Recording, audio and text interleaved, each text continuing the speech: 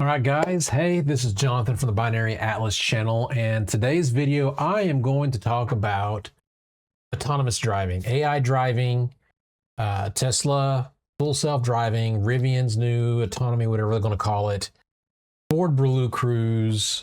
I think GMC Chevy has Super Cruise, I think is what they call it. All right, so this is going to be my hot take on it, and I actually spent a good part of the morning arguing and getting on my soapbox with somebody on Reddit.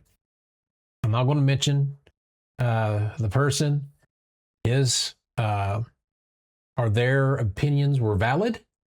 However, I'm just getting tired of this thing about when people on Reddit or any other social media go, "Oh, Tesla full self-driving is awesome." The specific word here was excellent. It's not. It's just not. So here's the truth of it. Let's give you the basic of what a car should do on the highway. Stay in the lane. Keep pace with the car in front of you.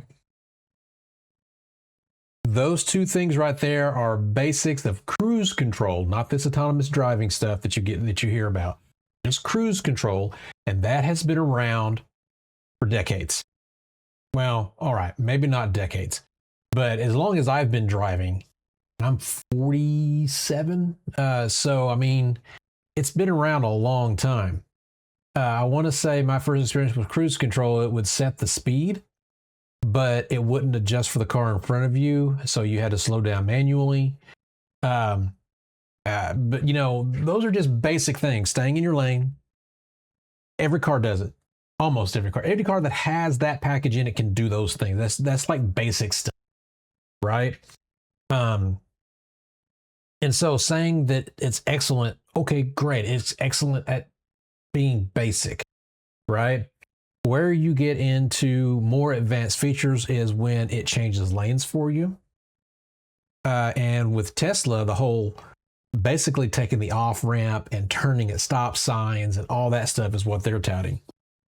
So I'm going to give you my take on what happened to me, and you can decide for yourselves. I'm traveling on the interstate. I'm going 75, which was the marked speed limit. And we're nowhere near our exit, a couple of miles away. It tries to take an exit that is clearly marked closed. It is an unfinished exit. It has giant orange barrels in front of it. And you can literally see that there's just goes off there's I would have, if I'd have taken that, I would have crashed through the barrels and I would have went off the edge and it would have killed me and my family. Okay. I was paying attention. I had my hands on the wheel like I always do. Follow the rules. I took over. But at 75 miles per hour, when it makes a mistake, you can't hardly correct for it in time. I managed to barely correct in time. I missed the barrels. I almost wrecked getting back in the traffic from the person that was behind me. From that point on, I have had a different view of autonomous driving. All right, so here's the thing. Tons of people will get online and say, "Oh, it's excellent. I've done this. I've done that." There was an article I read about this guy who said he drove cross country without him having to do anything. Here's the problem with those kinds of statements. All that stuff will work fine until there's an edge case. But anybody who's driven long enough knows that edge cases happen all the time on the road. There is so much things that can happen. Wind, rain, debris, people acting crazy on the road. The problem is when it messes up at highway speeds, somebody gets killed. Therefore, it can't mess up. And until you have a system that can't mess up, it's just beta software people are testing. And that's crazy, right? I drank the Tesla Kool-Aid at one time. I paid for the privilege of beta testing their software and helping them gather data. In a normal world, you would be a test driver, you would get paid, and you would know the risk you were taking, and he just deploys it to his entire fleet. Rivian, I think, is taking a more nuanced and a slower roll toward this. I don't have a Rivian. It's not something I can test. I've not seen really good videos on it, so I can't tell you if that's going to be good or not. I have a Ford Mustang Mach-E. I have used the full Blue Cruise. I have paid the $49 fee for a month of usage for a trip we were on, which is another video in and of itself, having to pay for this shit. But it worked fine. There were sections of the interstate where it wouldn't work so well and it would go off and I have to take over. But, you know, a lot of the time I could drive hands-free as long as I was paying attention to the road. And, you know, honestly, it was kind of nice.